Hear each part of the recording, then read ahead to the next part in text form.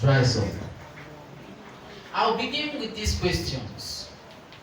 What comes to your mind when you stop getting what you used to get from someone who used to give you things, who used to run to your aid whenever you are in trouble? What comes to your mind when the person stops giving to you? And what comes to your mind when your pastors fail you? You know, sometimes we build our mind and our hope around pastors and men. What happens to you whenever they disappoint you? Number 3, how do you feel when your wife or your husband disappoints you or fail you? Your wife and the husband that you love so much, suddenly they fail you and disappoint you. How do you feel? Or tell me, how do you feel when your brother or your sisters, the ones that you have been relying upon, depending upon, wake up one morning and reject you and depart from you? Can somebody tell me, what do you do when the brother or the sister you propose to marry call up the wedding on your wedding day? What would you do? What would be your fate? How about those times when God told you clearly to go on and marry somebody or do a particular business, and even told you where to go to and they will pray for you, or where to worship, and it is clear, you heard very clearly with confirmation, and suddenly you go to that place to discover that what the Lord told you is not what you are seeing with your physical eyes? How would you feel? Sometimes you get to that place, it looks like you have entered the best place in the world, you've entered the best church in the world, you've gotten the best job of all, you've started the best business that you ever dreamt of, and all of a sudden, the business collapses. What comes to your mind at that point? So many of us here are in such a crossroad of how did the wife God gave me, the husband God gave to me, my children suddenly became a nightmare to us. How can somebody that used to make you happy, make you feel good, suddenly turn against you? How would you feel? And what comes to your mind when you come to a point like that?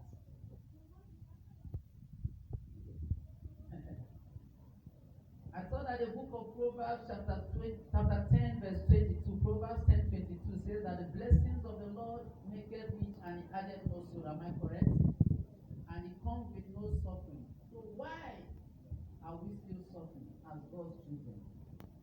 Why is it that every time we come to pray, after a while it will look like God has answered our prayers, after some time it will be withdrawn from us? And at the point where those things that you used to see that used to make you rejoice and happy are no longer there, the question is, what comes to your mind? What comes to your mind? Today, I want to tell somebody out here, God created the book that we read about for a little while, to hide and keep somebody for a little while. And anytime God is instructing you to go to a group, He's not sending you there to remain there as a permanent place for you. He's sending you there to stay for your maturing stage, where you will understand the next instruction that will come out from Him. So the brook is just a place for a while for you to stay. A place where ravens, birds, and the nature are commanded to bring whatever you want from God. So when you get to the brook like the man of God did, you are not expected to stay there and make that place your God. Sometimes God will want to dry up our brook, and we begin to label Him a wicked God, and we begin to think the unthinkable, and we begin to look at people around us and begin to accuse them that they are the reason why we are suffering and struggling. The man of God Elijah, where we read, came at this crossroad. Remember, it was God who sent him to that brook and asked him to continue to drink from the brook, and told him even that food will be supplied on daily basis at the brook side. But the Bible said after a while, the brook dried up. Somebody say the brook dried up. And when the brook dried up, did Elijah leave the place immediately? Did he leave the place? He didn't. He waited to hear for the next instruction. Bringing me to what happened in 1 Samuel chapter 30. 1 Samuel chapter 30. When David came to that kind of crossroads, the Bible said from verse 1 that David came back from a battle with the Philistines, only to meet his house on fire. 2 wives kidnapped. The children and the women of the village all taken away. That one was not so painful for David. What pained him was that the people that he went out for war to save turned against him. And they began accusing him that he is the reason why they are into this kind of trouble. That day was not the day when he killed Goliath that women gathered and began to sing songs of praises. That day was not that kind of day when he was coming back and people rushed out to come and embrace him and say, well done. Today, he came back and he saw smoke. He smelled smoke from his home. They forgot that he also was a victim of that same circumstance. And the Bible said they turned against him. And what did David do? The Bible said he found strength where? He encouraged himself in the Lord. He did not conclude because everybody has turned against him. He was not carried away because of the circumstance and the situation at that particular time. The Bible said he paid attention. He waited until he got a word from the Lord. One of the challenges and the problems that we are having as God's children today is because we lack the ability to wait on the Lord when He says wait. So many of us want to remain in our brookside. And if anything happens to this one, that's why so many people, when you see them, they will say that a bird in their hand is worth how many? In the bush? Millions. And they will hold on to it. If Abraham was in that kind of situation, he wouldn't have let go the only son that God gave to him after all these years. He didn't hold on to that particular book. He let go until a word came. When Moses found himself in that same situation also, surrounded with people that he brought out from captivity, about to kill him, he was not carried away. He waited for the right word to come before he take a step. Brethren, I came to speak into your lives this evening. That's why I'm taking it very cool. That you need to discover and understand all these things that I'm saying. That you've been praying and it looks like answers are not coming does not mean that God is not able to bring it to pass in your life. He's just preparing you. He just wants you to give him attention. Because when you worry so much and care so much about how God is going to answer that prayer, you can never dictate when God is speaking to you. When there are so many things in your head, this one is telling you, giving you this kind of information. Another information is coming from your left-hand side. Another one is coming to stare at your face. You will be confused. And any man that is confused can never know when God is speaking. My prayer for you this evening is, before you leave here, every confusion in your mind and in your head, God shall wipe them away. Amen.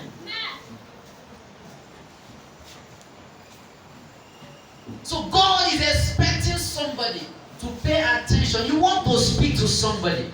But our problem is nobody nobody wants to wait on the Lord. Everybody wants to make it sharp. Everybody wants to help God. But I tell you this, whenever you're trying to help God, God will give way for you to achieve it with your own power. Your own wisdom, your knowledge, your money, your level in life cannot make you an achiever. Is somebody hearing me? All you need is one word of instruction from the Lord. In the remaining part of this prayer, I want to encourage you. Pay attention to what God is saying. Don't be in a haste. Don't be in a hurry to live where God has sent you. There is a reason and a purpose why God sent you to that person, to that man, to the church, and to that business. If you have not received a particular instruction, remain there. God will surely come to speak to you. And hear this. Another problem that we always face and have as God's children is, we don't believe that when God wants to bless somebody, He can start from the scratch. We always want to come from the top downwards. And we forget that climbing is from the ground. Nobody gets to the top without climbing. It's a stage. Am I speaking to somebody? Do you understand what I'm talking about? There is no way you can get to the top neglecting the ground. You must climb from the ground. You must learn how to grow up and not go up. That's what God wants from us. What struck my mind in the scripture where we read is this, sir. When God says, go to Zarephath, I was thinking that God will send him to a better place. I was thinking that God will send him to a place where he will be controlling money. I was thinking that God will send him to the house of the richest man in Zarephath. God sent him to a place where there is famine. God sent him to a place where there is dryness. God sent him to the hand of a widow woman who has nothing. A woman that was picking the last pieces of her life, waiting for her death to come. And God said, I am sending you to the widow. In the right sense, who's supposed to help each other? Elijah or the widow? What can a widow offer a man like Elijah? Why would God send him to a widow? I sat down, I thought about all these things. But I remember something. His obedience, even when he was going to the widow, he didn't know what was going to happen there. But in his obedience, God deposited in his life what ended the dryness in the life of that woman and his own life. Because when God is preparing you, He is not only preparing you for yourself. There is somebody out there whose life has dried up. There is somebody out there who is picking the last sticks of her life, picking the dry woods of her life, that God wants to use you to bring an overflow in his or her life. That's the reason why God created you as His children. God did not create you to continue to open your hand and keep receiving. No, He deposited something inside you. Until you discover it, you will continue to live like a beggar.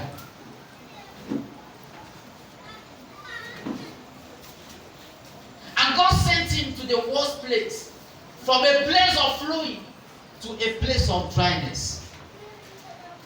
I don't know if there's anybody here who has tested life there. You've seen money, you've done good business, and today you are no longer where you used to be. I don't know if there's anybody here who has touched money, you have lived a good life, but today you are struggling to feed.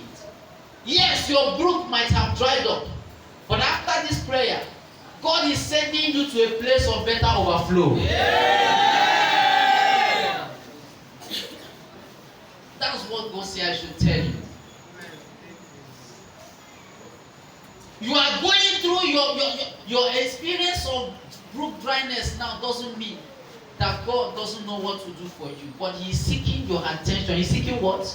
Attention. He's seeking your attention. He wants you to give Him your ears so that He can speak into your life. What you need in all these prayers that we are praying is one word from the Lord. Is somebody hearing me? Just one word and your life will change.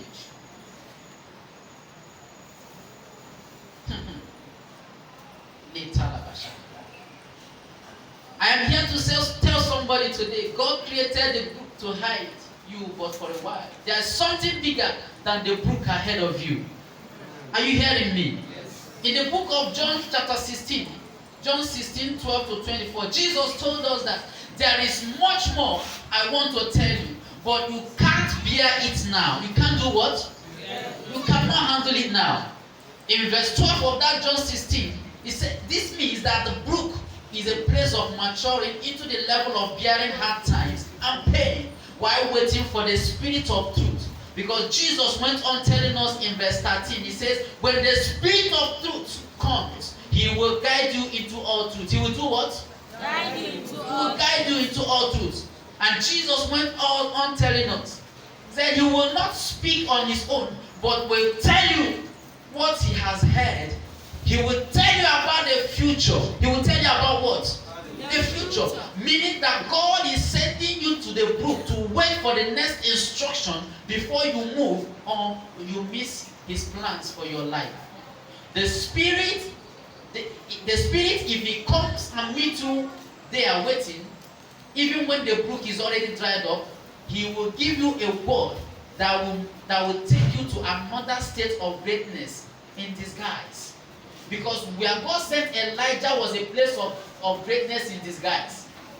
If Elijah has considered that, this God wants to send me to a widow, and he came and met the widow picking sticks, the widow even told him that this is the last stick of his life, he would have said that this God wants to disgrace him. Just like so many of you would have done. Somebody was sent to me for prayer some time ago. She came into the church. I was sitting down here. She said, I'm looking for one pastor, please. I said, I'm the one. She looked at me and began to laugh. I just calmed myself down. I wanted to know why she was laughing until she spoke up. She said, Mom, are you the one that I've been telling me about? I said, yes, it's me. The little boy. Welcome, ma. What can I do for you? The next 5-10 minutes, she was confused. Maybe she was expecting that the mobile that the boy on seat, but she came to meet a little boy in the house. After I ministered to her, I prayed with her. She left, and something happened. She called me. She said, Pastor, after I left you, this and this happened. Can you follow me to my village? I've told my husband about you. That was how we traveled all the way from here to Imo State to pray with the family. Now hear this. If you are to be like Elijah and you met that woman at that point, you would have turned back and returned back to where you were coming from. This is how so many of you have been missing your blessings. I want to tell you something also. Part of the reason why you are struggling till today is because you don't know that when you miss the instruction of God and go back without fulfilling it, when you want to come back to it, you will start from the beginning again. Hello? Hello, sir. Can I say that again? Whenever you refuse to follow God's instruction, and it later dawn on you that you have made a mistake, and you now want to come and follow that God's instruction, you will not find it funny at all. Because you will start from the beginning. You are going to definitely start from the scratch. I am telling you this so that you will not finish this prayer and start another praying and fasting this year. That will not be my portion. I don't know about you. Are you hearing me? So the Spirit, if he comes and meets you there waiting, even when the brook is already dried up, it will give you a word that will take you to another state of greatness in disguise. Please wait I'm coming to get to here soon. Let me finish reading the scriptures. Verse 14 of that John chapter 16 says, He will bring me glory by telling you whatever he receives from me. All that belongs to the Father is mine. This is why I said the Spirit will tell you whatever he receives from me. The Spirit will tell you what? Whatever he received from me. That's Jesus speaking, telling the disciples. And then he continues saying, in a little while, you won't see me anymore. There's always a little while. There's always what? Where it looks like God is not there for you. There's always this little while in your life, in every stage in life. There's always this time when it looks like God is not where it's supposed to be in your life. So Jesus said, in a little while you won't see me anymore, but a little while after you will see me again. My prayer for somebody here is that after this prayer you will see Jesus again. Yeah. If you have missed him and you don't understand, even what I am saying right now might be a mystery to you. God might have left you for a little while, but before we finish these prayers, you will see Jesus again. Yeah. Hallelujah. So to someone here, Jesus says, in a little while, you're going to see him or the book. But if you can wait, you will see him again. Who am I talking to right now? I don't know who you are. Don't hurry out of the book side because it is dried up in your eyes. Please wait on the Lord for a word. For what? For a word. See what the disciples says in verse 17. Some of the disciples ask each other, what does he mean when he says, in a little while, you won't see me? But when will you see me? And when you will see me, I am going to the Father. Someone is trying to understand what I mean, but by saying all these things right now as I'm speaking. And what does he mean by a little while? We don't understand, says the disciples. If you go to verse 19, Jesus realized they wanted to ask him about it, just like somebody might want to ask. So he said, are you asking yourself what I meant? I said in a little while you won't see me, but a little while after you will see me again. I tell you the truth. You will weep and mourn over what is going to happen to me, but the world will rejoice. The world will do what? You will grieve, but your grief will suddenly turn to wonderful joy. Your grief will turn to what? I thought that somebody will be excited about it. Your grief will be what? Turn to wonderful joy. Then verse 21, he said, it will be like a woman suffering the pains of labor. When her child is born, her anguish gives way for joy. Because she has brought a new baby into the world. Somebody you are going to deliver after this prayer. Yeah. I said somebody you are going to manifest after this prayer. Yeah. So you have sorrow now. You are going through pain now, says Jesus. But I will see you again. Jesus says, I will see you what? Again. Then you will rejoice. What will happen? And no one can rob you of that joy. That's a promise. Did you say amen to that? Amen. Jesus says no one can rob you of that joy. Glory to God. When Jesus spoke these words, he was never joking. He was never joking. I want you to use a minute to praise this God where you are right now. Give him praise from your sitting. Wait for the next instruction. Mind you, the instruction may not sound too good, but take it because there is blessings in that instruction. Am I speaking to somebody right now? All you need to is to wait for a while. God wants to speak to you. You need to clear your mind so that you can receive from this God Almighty. You need to wait on the Lord. Like I said before, the instruction may not sound too good, but take it. Because when Elijah's brook stopped flowing, God didn't send him to a rich man's house or a place of abundance. He sent him to a place where the word he received created abundance from a dry place.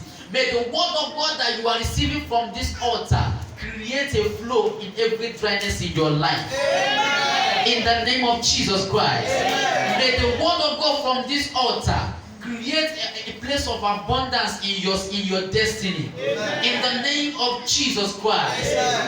He sent him to a place where the word he received created abundance from a dry place. All you need is a word, brother, from God, and if you stick to the word, what my mentor used to say it, he says, when you stick to the word, you will come back with testimony. You will come back with what? Testimony. You will come back with testimony. And according to Psalm 16:6, he says, the lines shall fall unto you in pleasant places, because you have a good heritage. How many of you has a good heritage in the house? Lines will surely fall for you in pleasant places. Amen. Hallelujah. We just have one prayer point this evening. And you're going to stand up on your feet. Before we pray that prayer, you're going to move around and encourage somebody. Tell that person, all you need is just one word from the Lord. Move around. Tell about 7 people. All you need is just one word from the Lord. And your life and your destiny